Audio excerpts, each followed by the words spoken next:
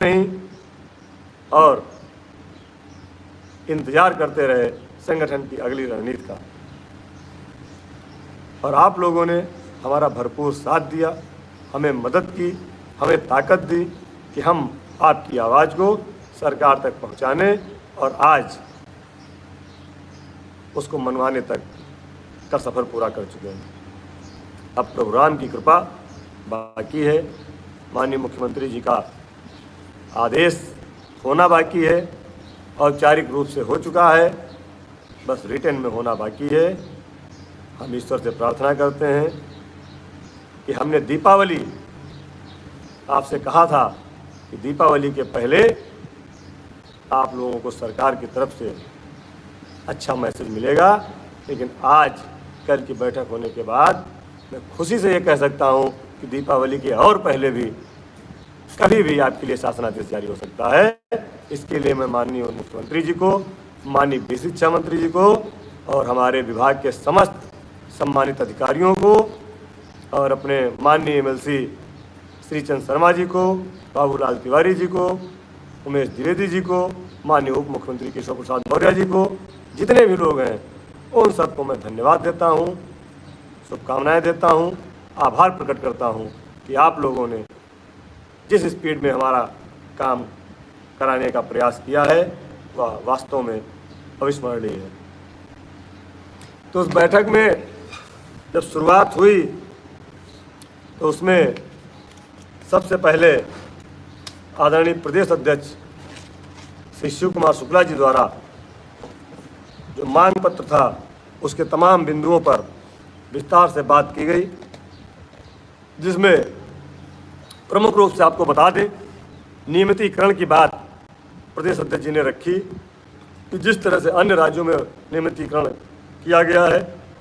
वैसे यहाँ पर भी शिक्षा मित्रों को स्थायीकरण किया जाए। जब उस पर कुछ समस्यात्मक चीज़ें आने लगीं तो अध्यक्ष जी ने कहा कि जब तक नियमितीकरण की व्यवस्था नहीं बन पा रही है तब तक हमको प्रशिक्षित वेतनमान या अन्य राज्यों की भांति महंगाई के अनुसार हमारे मानदेय का निर्धारण कर दिया जाए और इस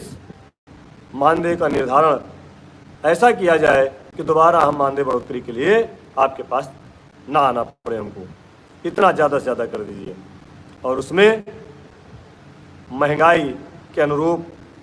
प्रत्येक वर्ष बढ़ोतरी का भी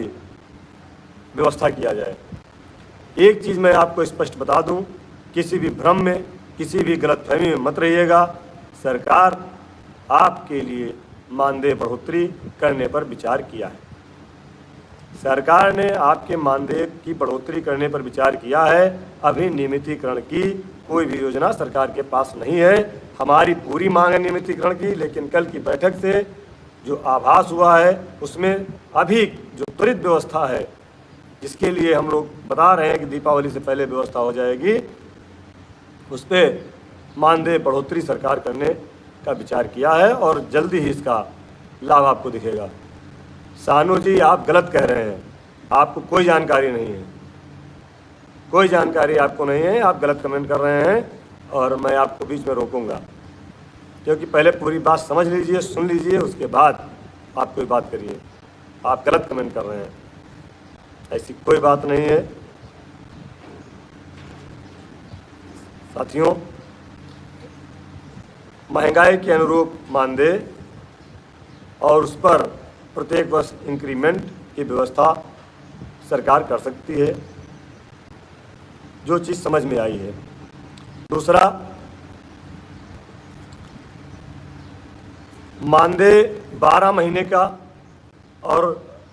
रिटायरमेंट 62 वर्ष की बात भी आदरणीय अध्यक्ष जी ने रखी,